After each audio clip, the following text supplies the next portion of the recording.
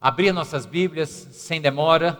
Tem 3 textos bíblicos para lermos hoje. O primeiro deles está na carta de Paulo aos Colossenses, capítulo 1.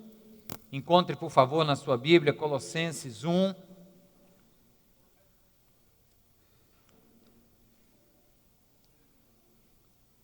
Aí você deixa marcado Colossenses, capítulo 1. Volta um pouquinho e encontra agora Romanos, capítulo 11. Colossenses capítulo 1, põe o dedo, marca lá a página, vai para Romanos capítulo 11, deixa marcado também, e aí agora volta lá para o Antigo Testamento e abre Isaías 48.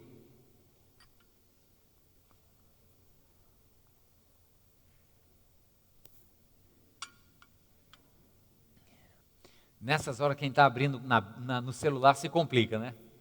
Olha aí, tá vendo? Nada como bom e velho papel, né? Bota o dedão lá dentro, marca e está resolvido. Então vamos lá. Vamos começar com a leitura de Isaías 48, a partir do verso 9. Nos diz assim: por amor do meu próprio nome, eu adio a minha ira, por amor de meu louvor, eu a contive, para que você não fosse eliminado. Veja, eu refinei você, embora não como prata, eu o provei na fornalha da aflição. Diz isso o Senhor ao seu povo, obstinado povo de Israel. Verso 11 diz: por amor de mim mesmo eu faço isso. Como posso permitir que eu mesmo seja difamado? Não darei minha glória a nenhum outro. Texto de Colossenses, no capítulo 1, lá no verso 15. É um dos hinos de louvor a Deus que o apóstolo Paulo entoa, e nesse aqui diz: Ele é a imagem do Deus invisível, o primogênito sobre toda a criação, pois nele foram criadas todas as coisas, nos céus e na terra, as visíveis e as invisíveis, sejam tronos ou soberanias, poderes ou autoridades, todas as coisas foram criadas por Ele e para Ele. Ele é antes de todas as coisas e nele tudo subsiste. E Romanos, no capítulo 11, traz um outro hino de louvor, escrito pelo apóstolo Paulo, inspirado pelo Espírito Santo de Deus, que nos diz assim: ó profundidade da riqueza, da sabedoria e do conhecimento de Deus! Quão insondáveis são os teus juízos e inescrutáveis os teus caminhos! Quem conheceu a mente do Senhor? Quem foi o seu conselheiro? Quem primeiro lhe deu para que ele o recompense? Vamos ler juntos esse final agora? Pois dele, por ele e para ele são todas as coisas. A Ele seja glória para sempre. Amém. Mais uma vez esse final. A Ele seja a glória para sempre. Amém. Senhor, a Ti e a Ti somente, toda a glória a Deus. Que nesta noite a Tua presença continue a ser exaltada neste lugar e em nossas vidas, Pai. Oramos agradecidos pelo que Tu já está fazendo em corações aqui, ó Deus, nesta noite. E Te pedimos, Deus, a Tua direção e a Tua graça. Em nome de Jesus, amém. Você sabe onde fica o centro do mundo, sim ou não? O centro do mundo, geograficamente falando, é o cruzamento, dos 2 hemisférios. A linha do Equador com o hemisfério de Greenwich. O ponto zero ali fica no meio do Oceano Atlântico, mas são 300 milhas ao sul de um país do noroeste africano chamado Gana. Ali tem toda uma exploração turística do assunto, é o centro do planeta. Houve uma época, na época do Império Romano, onde uma visão religiosa do mundo dizia que o centro do mundo era Jerusalém, porque naquela época o que se conhecia e o que se chamava de mundo, indo ao extremo norte da Europa, ao extremo sul, depois do Egito, ao extremo oriente, para depois da Índia, e ao ocidente, nos limites do Atlântico, Jerusalém ficava num ponto aproximadamente equidistante, para cima, para baixo e para os lados. Então Jerusalém já foi o centro do mundo, né? Tem um lugar lá nos Estados Unidos que também diz que é o centro do mundo, né? Americano, nós temos o centro do mundo. É uma cidadezinha lá em Ohio, chamada o centro do mundo. Tem uma história interessante, porque quando o fundador da cidade quis batizar, a linha de trem passava por um lugar e nenhum comerciante queria montar um negócio perto da linha do trem. Então eles precisaram mudar para tão longe do lugar inicial, que ao invés de chamarem centro do mundo, passou a se chamar o fim do mundo. Mas estava lá, era o centro do mundo na época. Mas por que eu estou te fazendo essa pergunta? Porque parece que para muitas pessoas, para muitos de nós aqui, talvez todos nós em algum momento, o centro do mundo não é onde o Equador junta com outro hemisfério, não é na antiguidade, né, em Jerusalém, é que é distante de tudo. Para muitos o centro do mundo é um lugarzinho bem aqui, mais ou menos nessa região aqui, ó, chamado umbigo. Tem gente que acha que o mundo gira em torno de você mesmo, em torno de si próprio. Tudo precisa conspirar em favor aos seus desejos, à sua vontade, do seu tempo e do seu jeito, é ou não é?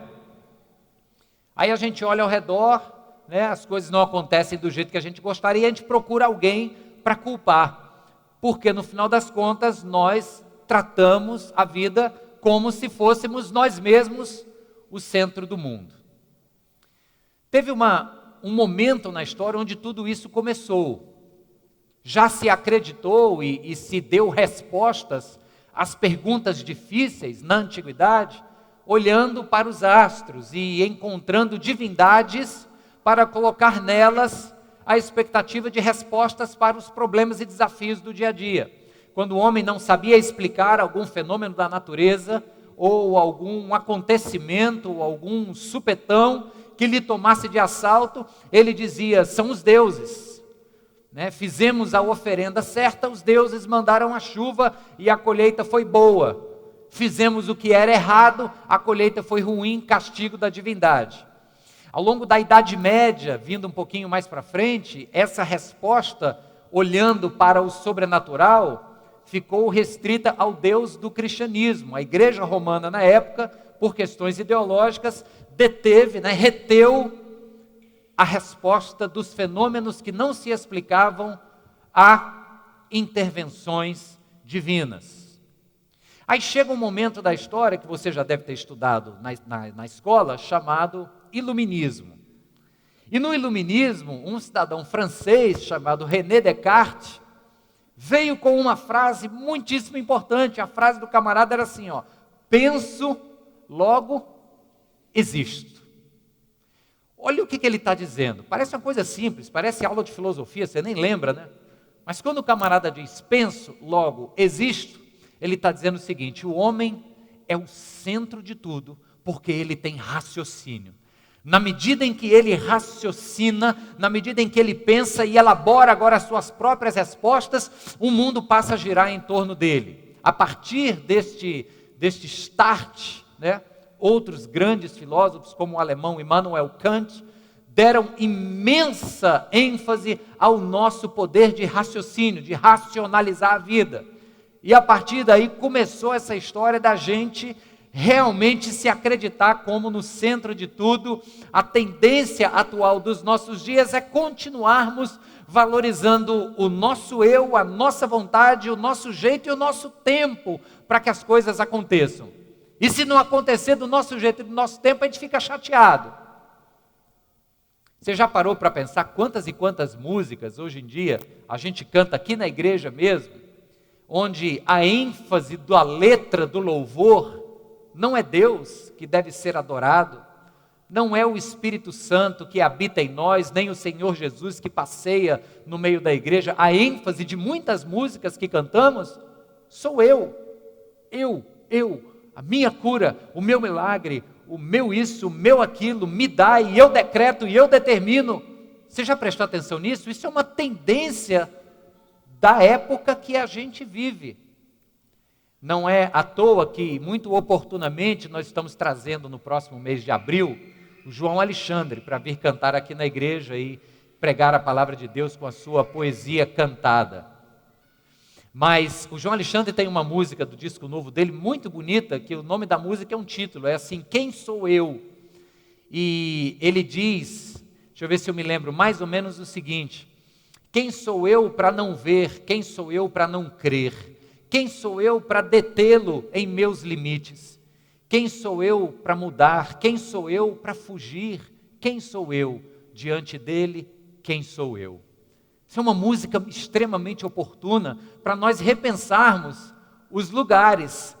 A gente tira o Deus todo grandioso e soberano, dono de toda a glória e de todo louvor, para colocarmos o nosso ego inflado e então acharmos que tudo tem que contribuir para o nosso próprio bem.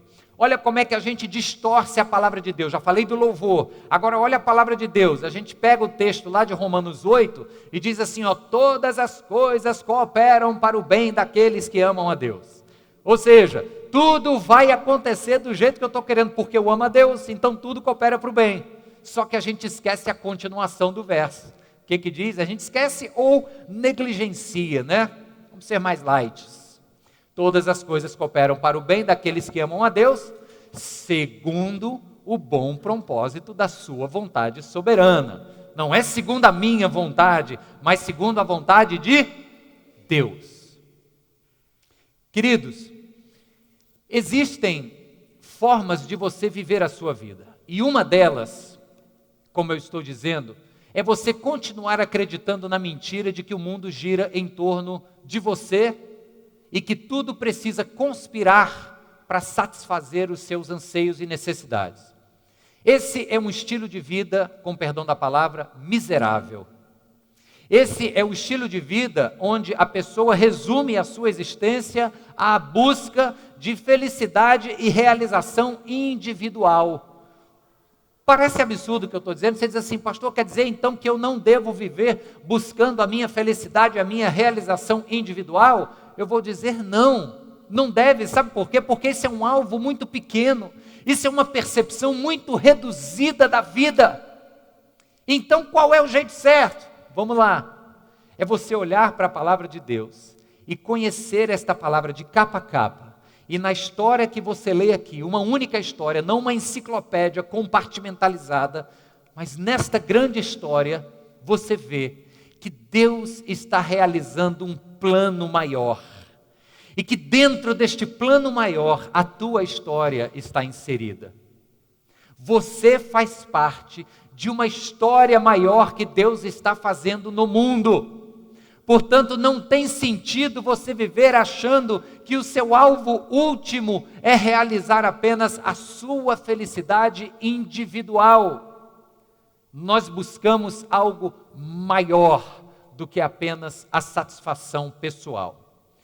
E para que você entenda bem o que esses textos aqui que eu li, eu não vou voltar aos textos, mas foram 3 textos que ecoaram um mesmo tom. Qual foi o tom desses 3 textos? Isaías e apóstolo Paulo, escrevendo aos Romanos e aos Colossenses. Foi dizendo que toda a glória pertence ao Senhor, que toda a soberania pertence a Ele, que Ele é o soberano e nós não somos, que a glória é dEle e Ele não divide esta glória. Dentro desse texto, nós vamos perceber 3 formas através das quais o Senhor sustenta o seu plano soberano na história. Deus tem um plano na história e Ele sustenta, pensa comigo na imagem de uma marquise ou uma laje. Uma estrutura de concreto armado tem dentro dela o que a gente chama de vergalhão, né? Os vergalhões são aquelas vigas de aço que servem para armar a estrutura de concreto. Diga-se de passagem, esse mezanino que nós temos aqui, essa estrutura imensa, pode reparar que não tem uma coluna sustentando. É porque essa é uma estrutura chamada ativa. O aço que tem aí dentro está ativo, foi protendido, foi tracionado com macaco hidráulico. E esse negócio, na época que o concreto bateu, ele subiu assim, de tanta força, tanta segurança. Então, Pensa como se o propósito de Deus para a história fosse esta grande laje e ela é sustentada por 3 vergalhões, eu diria que quase que protendidos, assim, firmes, que dão sustentação ao plano maior de Deus na história, do qual a minha e a sua vida fazem parte. Primeiro, todos os 3 estão dentro dos textos que lemos. O primeiro deles é a sua soberania. A soberania de Deus é uma dessas vigas de aço que sustenta o plano do eterno na história. É porque Deus é soberano que eu posso descansar. Se as coisas não acontecerem no meu tempo ou do meu jeito, eu tenho 2 caminhos: ou eu relaxo ou eu me angustio. Se eu me angustiar, muito provavelmente é porque eu estou achando que eu sou o centro das coisas e que tudo tem que acontecer do jeito que eu quero. Mas se eu me lembro que Deus é soberano e que nada foge ao controle dele na história, eu sou convidado a quê, irmãos? A descansar. Olha como isso é impactante num casamento, por exemplo. Às vezes, a esposa ou o marido se angustia porque está discutindo muito. E cada vez que discute é uma guerra, é farpa para um lado, farpa para o outro. E vão dormir chateados, e passam-se 15 dias e você nem lembra da voz do outro, porque não se fala mais. Aí você lembra que Deus é soberano. E o Deus soberano te ajuda a descansar e a não precisar revidar a ofensa, a dar a outra face, a caminhar a segunda milha. Não, pastor, isso aí é coisa de gente boba, né? Isso aí vai ser passado para trás. Não, isso é coisa de gente que quer se parecer com Jesus Cristo. Se alguém te der numa face, vira outra. Se alguém te obrigar a caminhar uma milha, caminha a segunda. Mas não dá para fazer isso se você acha que quem tem que resolver a parada é você próprio. Mas se você confia num Deus que é soberano e que tem o controle da história da tua vida, da tua casa, do teu casamento, dos teus relacionamentos, você vai saber descansar e dizer: na hora certa Ele me entende, na hora certa ela vai me dar ouvidos. E você dá outra face e você caminha a segunda milha. Se é difícil para você fazer isso, se você se acha o bobo da história fazendo isso, talvez é porque você ainda está acreditando na mentira de que quem resolve a situação é você.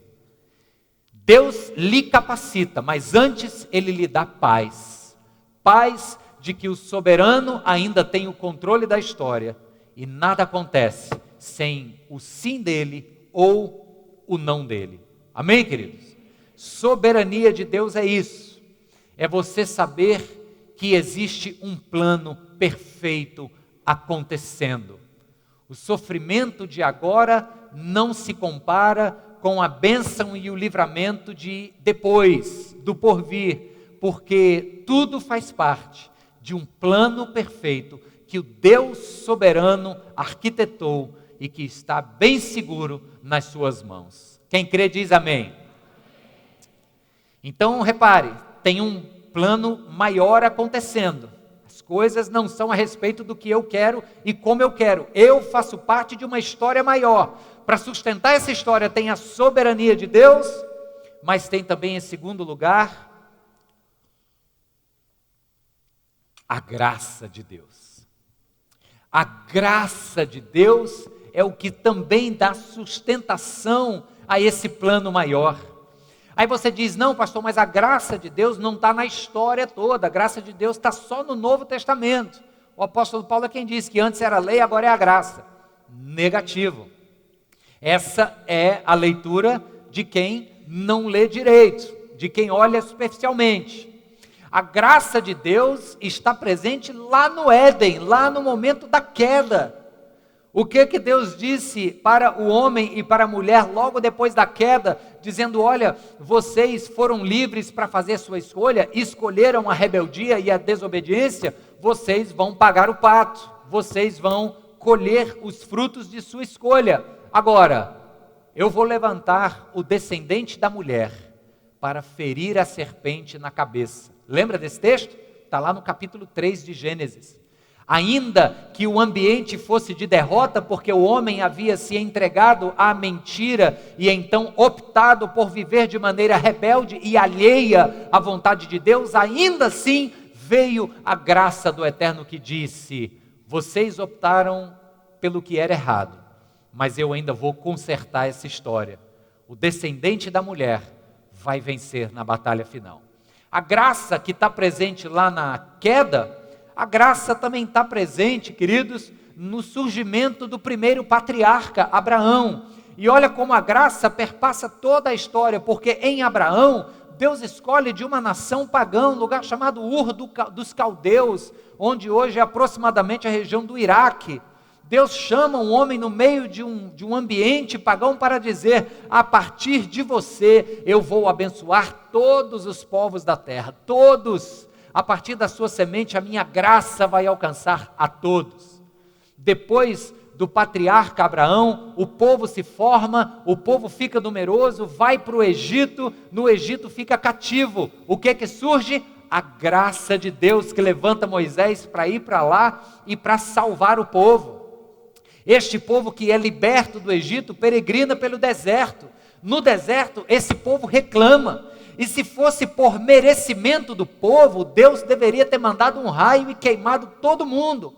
Mas o que é que surge no deserto? A graça de Deus, que traz maná, que traz codorniz. O povo reclamava por água, Deus manda ferir uma rocha para dar água. Reclamava de comida, Deus manda chover o maná. Reclamava que não tinha carne, caem dos céus codornizes. A graça de Deus na provisão generosa no meio do deserto, até a consumação, que é a entrada na terra prometida. E o que é que tem na entrada da terra prometida? Tem uma dificuldade. O povo que habita a terra é numeroso e grande. O que acontece? Israel vai perder a batalha, mas mais uma vez a graça de Deus faz com que os inimigos sejam derrotados e o povo de Israel tome posse da terra que lhe fora prometida. Esse povo prospera na terra pela graça de Deus, inúmeras invasões, o povo prospera nas batalhas. Vem o período dos reis e Deus levanta reis para governarem o povo. Na pessoa de um desses reis, Davi, o que é que se vê? A graça de Deus. Um homem que foi suficientemente espiritual para dizer a Deus salmos belíssimos e ser chamado de um homem segundo o coração de Deus, mas ele também foi suficientemente humano para cair, e ao cair, quebrantar-se em arrependimento e receber do Senhor o quê? Graça e perdão. Está vendo como é que a graça perpassa a história? Depois do período dos reis, vem o reino dividido. No reino dividido, vem os inúmeros cativeiros, que o povo é preso, é retirado de sua terra. No meio desses cativeiros, no meio das ameaças dos cativeiros, Deus levanta profetas. E qual é a mensagem dos profetas? Graça. Vocês estão colhendo os frutos de suas próprias escolhas. Vão para o cativeiro. Ah, mas como eu queria que vocês se arrependessem. Se arrependerem, serão o quê? Perdoados. E eu lhes farei voltar e lhes farei prosperar. Essa é a mensagem dos profetas maiores e menores. Amém, irmãos? Termina o Antigo Testamento, 300 anos de silêncio, até que surge um barbudão com pele de camelo, comendo gafanhoto e mel silvestre, preparando o caminho do Salvador. O nome dele é João Batista. E o que é que João Batista prega? Graça. Porque ele olha para o povo e diz: arrependei-vos, porque está próximo o reino dos céus. O arrependimento é uma forma de Deus dizer: eu ainda tenho graça sobre vocês, eu permito que vocês voltem atrás, nem tudo está acabado. Depois da pregação de João Batista vem o Messias, e o Messias é a própria encarnação da graça de Deus, e esta graça é visualizada de uma maneira bastante emblemática na cruz do Calvário, onde aquele ladrão, após uma vida de delinquência, após uma vida talvez, muito provavelmente promíscua, olha para Jesus e talvez por revelação do Espírito o chama de rei, porque diz: lembra-te de mim quando vieres no teu reino. E se fosse um de nós ali, ia olhar e dizer o seguinte: mas o cara é muito gaiato mesmo, né? Na última hora está querendo dar uma de bacana? Que conversa é essa, meu amigo? Você vai pagar pelos crimes. Jesus, ao contrário, age como com ele? Com graça. E diz: hoje mesmo a tua vida vai ganhar uma nova dimensão. E nós estaremos juntos, onde? No paraíso. Esta mesma graça acompanhou a igreja no nascimento do cristianismo, forte perseguição do império e dos judeus, e esta mesma graça nos acompanha até hoje. Portanto, esqueça essa história de dizer que a graça só faz parte do Novo Testamento. A graça determina e direciona a história da humanidade, queridos. É por causa da graça de Deus que não choveu fogo e enxofre para acabar com tudo aqui. É pela graça de Deus, e é esta graça que sustenta o plano soberano de Deus. É por causa desta graça que eu e você estamos aqui persistentemente todos os domingos dizendo: Senhor, essa semana eu dei aquela escorregada, mas Deus, meu coração é teu, tem misericórdia da minha vida. E Deus diz: meu filho, venha para os meus braços de graça. Se você escorregou, eu lamento muito, e as escolhas que você fez gerarão consequências, então arque com ela. Agora comigo só tem amor. Essa é a graça de Deus que nos impulsiona a perseverarmos. É por causa da graça que eu persevero, não é por minha própria capacidade, é por causa da graça de Deus. Amém, irmãos? Então o que sustenta o plano maior do eterno? É a sua soberania, nada foge ao seu controle, é a sua graça, e eu descanso na realidade desta graça. Mas tem um terceiro elemento que sustenta o plano maior de Deus: é a sua glória. E no capítulo 48 que nós lemos, diz: eu não darei a minha glória a nenhum outro. No verso 35 e 36 da carta de Paulo aos Romanos, capítulo 11, ele diz: porque dele, por ele e para ele são todas as coisas, a ele seja a glória para sempre. A quem é a glória? A quem, queridos? A ele. Deixa eu contar uma historinha que eu li no livro, bastante interessante, que ilustra bem o ponto que eu quero fazer aqui, nesse terceiro vergalhão que sustenta o propósito maior de Deus: soberania, graça e glória. Diz que o camarada era professor da educação infantil. Essa história é de verdade. O nome dele é Paul Tripp, citei ele domingo passado, é o livro que eu estou lendo e fazendo essa série de mensagens em cima desse livro. E o Paul Tripp, durante um momento da sua vida, ele é pastor, ele foi professor de educação infantil, criancinhas de 4 a 5 anos. E criancinhas de 4 a 5 anos têm uma compreensão sobre direito de posse um pouco diferente da minha e da sua, não é verdade? Quem tem criancinha sabe o seguinte, independente de a quem pertença aquele brinquedinho ali, no dia que o brinquedo chegar na minha mão, automaticamente ele é meu. Não é não, Olga? E não queira me dissuadir. Se o menino estiver brincando ali, vai dizer que não é dele, que é do fulano. É um escândalo. Então, ele estava dando aula nessa sala e uma mãe pediu para fazer a festinha de aniversário do filho. Ele disse: pois não, vamos lá. E a mãe arrumou a sala, né, no dia marcado. Quando ele chegou, estava um verdadeiro reino de aniversário. Cada cadeira com um balãozinho amarrado, cada assento com um saquinho, e dentro do saquinho balinhas, pirulito, balãozinho para assoprar, tudo bonitinho. E no lugar do aniversariante, aquela montanha de presentes. E na hora dos parabéns, cada criancinha educadamente se colocou na cadeirinha, pegou o seu saquinho e ficou olhando o que tinha dentro do saquinho, e a aniversariante com um vestidinho bonito, sentada em uma montanha de presentes ao redor dela. E o professor reparou que uma das crianças que estava lá atrás estava inquieta e requieta, e ela não se conformava, e ela olhava para o saquinho que ela tinha na mão, e olhava para a montanha de presente, e algo dizia assim: eu estou no lugar errado, eu não quero estar aqui com esse saquinho. E ele estava começando a dar um chilique já, e o professor chegou lá, se agachou, olhou ele nos olhos, e disse uma frase, que em se tratando de a quem pertence a glória, é uma frase que serve para nós também. Diz que ele olhou ela nos olhos e disse assim: fulano, essa festa não é sua. Às vezes a gente está aqui no mundo achando que a festa é nossa, quando toda honra e toda glória não nos pertence, pertence a Deus. E muita gente se frustra porque nesta vida aqui não consegue ter a glória que achava que merecia. O autor vai ainda mais longe quando diz que nós temos uma tendência de sermos ladrões de glória. Ou a gente quer roubar a glória de Deus para que a gente saia bonito na foto, ou às vezes a gente quer roubar a glória um do outro. Olha como isso também acontece dentro de uma relação conjugal, ou dentro de um relacionamento amoroso, seja ele, de que ordem for, casado ou namoro, etc. Às vezes o camarada quer vencer um argumento. E se ele der a outra face e quiser descansar na soberania, vamos colocar assim, ele vai passar por trouxa, por bobo. E ele não pode permitir que a glória daquela discussão, a vitória do argumento, não seja dele, e sim do cônjuge.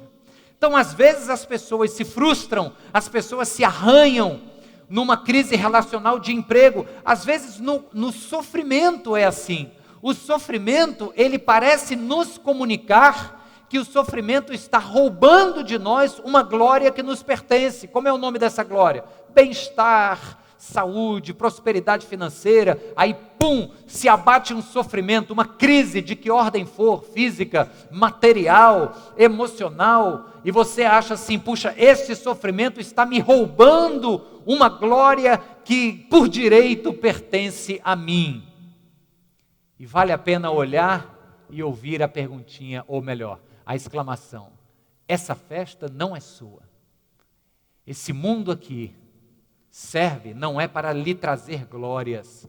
Jesus disse, no mundo nós teremos o quê? Não é glórias não? Não é glórias, né? É o que mesmo? Aflições. No mundo nós vamos ter aflições. Aí ele diz, mas tem de bom ânimo, porque eu venci o mundo. Aí o povo diz, glória a Deus. Aí só lembra do passado, eu venci o mundo. Mas quando a aflição vem, ela rouba uma glória circunstancial sua, aí você se chateia. Mas não vamos nos esquecer, queridos, que no plano principal de Deus, no seu projeto maior, o sofrimento, infelizmente, vai fazer parte. A crise relacional vai fazer parte. Nós somos povo de coração duro, nós somos ladrões de glória. Às vezes, ao invés de nos alegrarmos com a alegria do outro, a gente se chateia ou se morde de inveja com o sucesso do outro, porque ele está tendo uma glória que você achava que era para você ter e não está tendo. Isso acontece nas mais diversas ramificações de relacionamentos. Mas eu terei um imenso descanso se eu me lembrar do que o apóstolo Paulo me falou para fazer. Escrevendo aos Coríntios, no capítulo 10, o apóstolo Paulo me faz um desafio que revoluciona a minha forma de pensar sobre a glória. Ele diz, quer vocês comam, quer vocês bebam, quer vocês façam qualquer outra coisa, façam tudo para a glória de Deus. Olha que tremendo, quando eu entendo que eu não preciso ficar correndo atrás da minha glória, mas que o meu trabalho, o meu casamento, o meu silêncio, as minhas finanças, tudo é para a glória de Deus, eu descanso, eu relaxo. A cobrança sai de cima de meus ombros. Você sente isso comigo, sim ou não? Amém, irmãos. Se você parar de achar que o mundo tem que girar ao redor de você próprio e começar a se perceber dentro de um plano maior de Deus, você vai descansar, porque quem confia na soberania, no Deus que não perdeu o controle da história, descansa. Quem sabe que esse Deus é pura graça e puro amor, me deixa colher o fruto das minhas escolhas erradas, mas me perdoa no sinal de arrependimento. Quem sabe disso não vive temeroso, esperando que um raio caia na cabeça toda vez que pisa no tomate. Vive o quê? Descansado.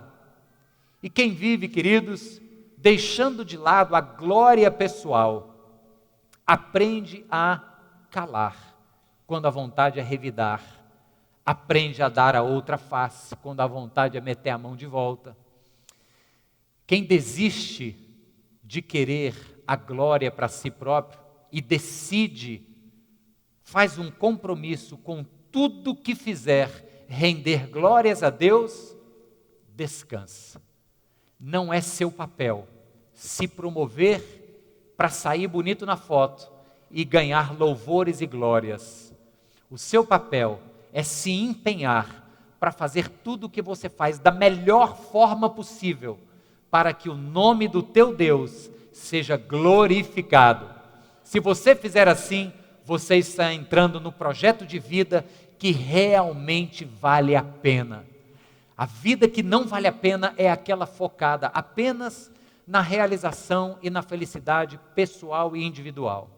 A vida que vale a pena é aquela que se encontra dentro de um projeto maior e que descansa na soberania, na graça e na glória de Deus. Amém, irmãos? Glória a Deus, glórias ao Senhor. E aí, então, eu escolhi este cântico a dedo. Pode vir para cá o Ministério de Louvor. A música que nós cantamos foi escolhida a dedo, porque ela fala do texto lá de Romanos. E eu vou convidar você que está precisando descansar no Senhor e dizer: Deus, eu ando muito atribulado, e talvez toda essa minha inquietação seja porque eu ainda acho que o mundo gira em torno de mim, eu ainda quero que a minha glória prevaleça, e porque eu acho que, na verdade, eu é que sou o soberano e eu que tenho que resolver todas as coisas. Então, enquanto a gente canta, eu quero convidar aqueles irmãos e irmãs para, nos seus lugares mesmos, dizerem um novo sim ao Senhor, dizendo: Deus, quero hoje ser lembrado e dar um passo de compromisso, de que, na verdade, eu faço parte de uma história maior. Quem sou eu para achar que tudo é em função de mim? Quem sou eu diante de ti? Quem sou eu, diz o poeta. E você pode dizer isso para o Senhor: toda honra e toda glória, de hoje em diante na minha vida, sejam dadas a ti. Se esse for o desejo do teu coração, eu não lhe prometo paz e bonança. As aflições estão aí e continuarão, mas eu lhe prometo, na palavra de Deus, descanso, soberania, graça e glória nos faz descansar no projeto de Deus. Vamos orar e cantar.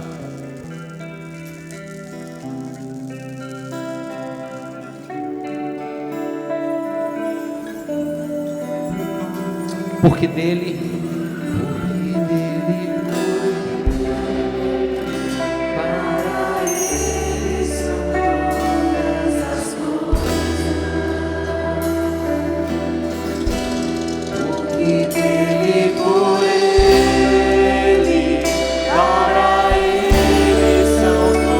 esse é o teu compromisso diante de Deus. Diz assim: Senhor, porque dele e por ele.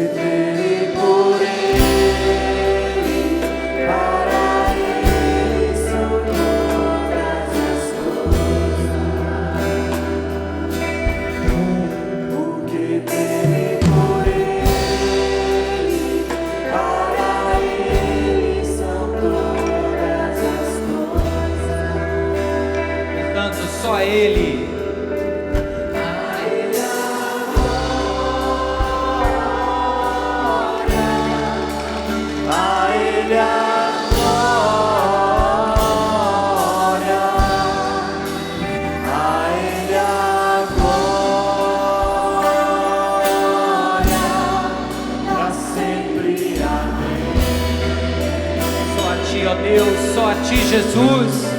A Ele a glória, a Ele a glória.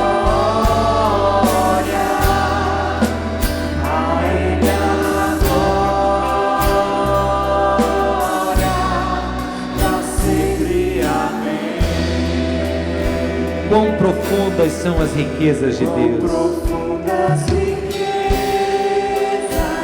o saber e o conhecer de Deus.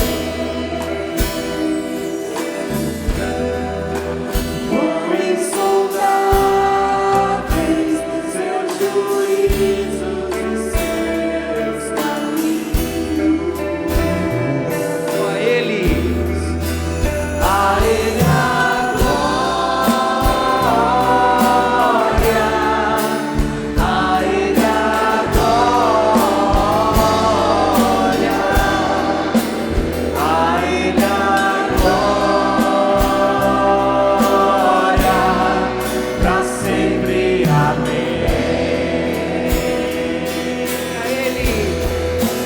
A Ele a glória, a Ele a glória,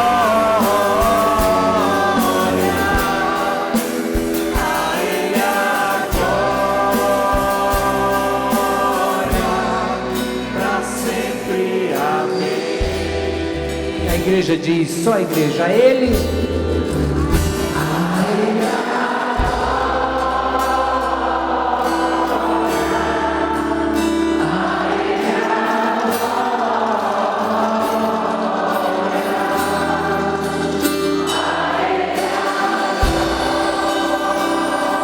Só a Ti, Senhor. Só a Ti, meu Deus, a glória, Jesus.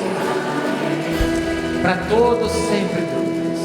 Mas começando de hoje, Senhor, nós queremos Te pedir, meu Deus, trata do nosso coração, Senhor. Nós que temos tanta sede desta glória, nós que achamos, meu Deus, que estamos aqui porque a festa é nossa. Senhor, em nome de Jesus, nos ensina, nos desafia e nos capacita, Senhor, a vivermos para a Tua glória.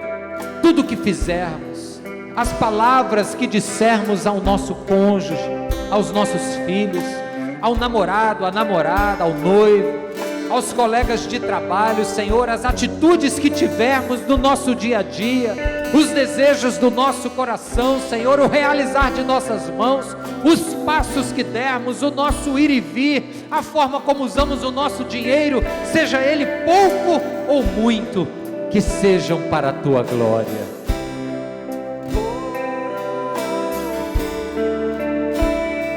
Senhor, meu Deus, Tu és soberano, e na Tua soberania nós descansamos. Tu tens o controle, Senhor, de todas as coisas. Nada passa desapercebido pelos Teus olhos, nada foge ao Teu domínio. Tu estás, Senhor, realizando a Tua obra.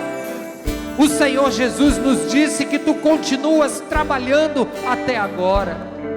O Senhor trabalha para cumprir os Teus propósitos. E nossas vidas, Senhor, fazem parte deste propósito. Louvado seja o Teu nome, Jesus. Obrigado, Deus Todo-Poderoso e Soberano. Obrigado pela Tua graça. Obrigado porque nesta graça nós somos acolhidos em Teus braços. Ainda, Deus, que venhamos a escorregar, o Senhor nos acolhe e nos leva ao arrependimento, e nos chama a uma vida nova, nos faz sentir o gosto amargo do pecado, e nos desafia, Senhor, à santidade, mas é pela Tua graça, Senhor, não é por nosso esforço. Por isso, Deus, eu oro com os meus irmãos e irmãs aqui nesta noite, para que a Tua soberania nos aquiete o coração, para que a Tua graça, Senhor, nos conforme ao Teu querer, e para que a Tua glória seja o alvo de tudo que fizermos. Em nome e para a glória de Jesus, o povo de Deus diz: amém.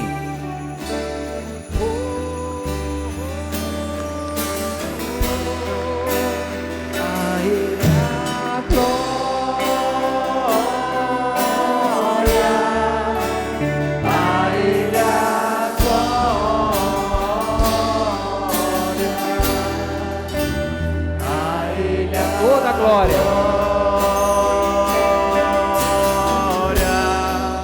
para sempre. Amém.